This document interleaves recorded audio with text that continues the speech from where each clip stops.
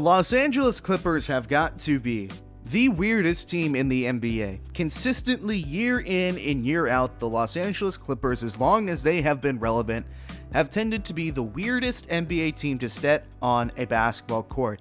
And I'm not talking about their ownership, although Steve Ballmer is a pretty, charismatic individual.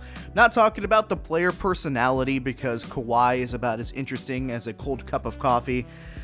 Not talking about the city that they're playing in, because Los Angeles is a fantastic city. It's not like Portland, where Portland has a reputation of being a kooky, weird city.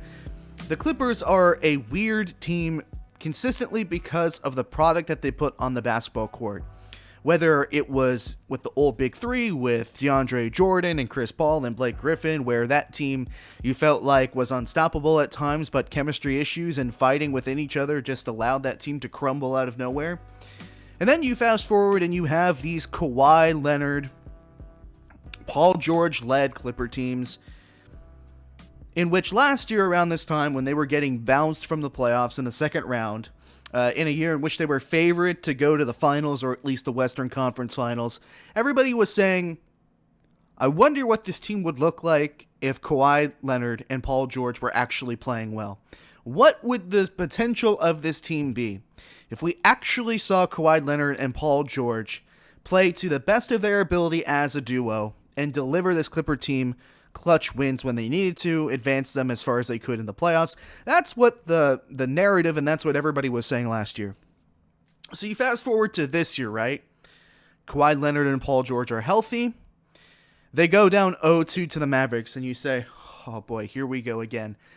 And then somehow, some way, I made the argument saying, hey, maybe the Clippers are a team that need to get punched in the face first. Maybe they need to taste their own blood in their mouth, get pushed back against the locker by the bully in order to feel something enough to activate the go meter and say, okay, now it's time to play championship level basketball. Let's fight back. Let's get the gears going, and let's go and win this series.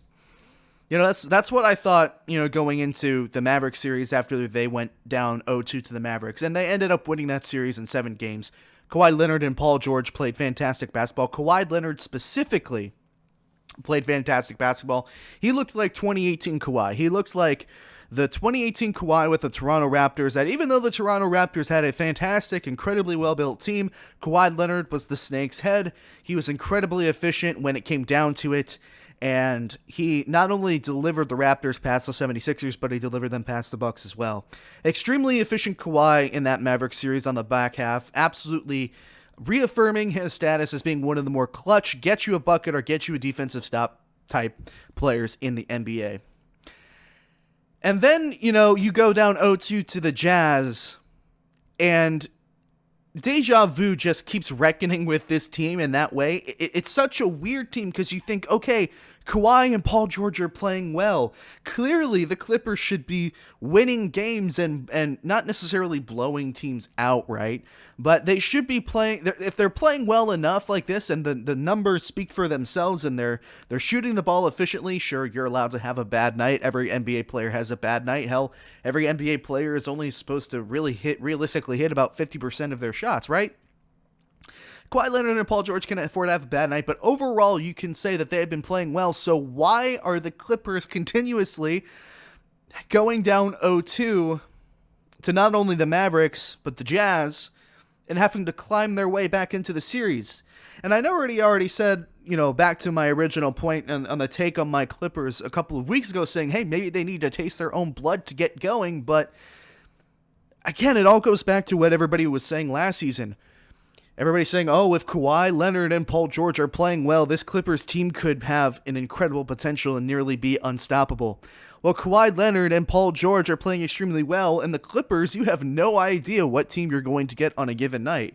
And it feels like Kawhi Leonard has to play nearly perfect basketball and shoot an incredibly efficient percentage in order for his team to have any chance of winning. And I don't know if that's just because of the inconsistent, sporadic play by the supporting cast, like Marcus Morris and Reggie Jackson and Rajon Rondo, although Rajon Rondo is a fantastic rotational piece at the point guard position. This Clipper team just continues to be extremely, extremely weird.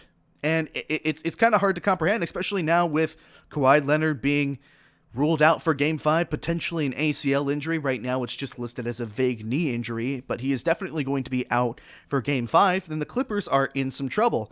And going into this Utah Jazz series, I think everybody was of a majority opinion that's saying, okay, you might have been able to get away going down 0-2 to the Dallas Mavericks, but you probably won't be able to get away going down 0-2 to a Utah Jazz team that not only is much more efficient shooting the three-pointer, but is a much more defensive efficient team.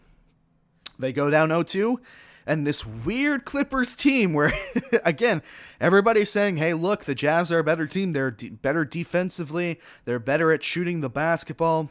Here come the Clippers again, tying the series 2-2 after going down 0-2. And statistically speaking, in the history of the NBA, teams that go down 0-2 don't normally do too well in this series.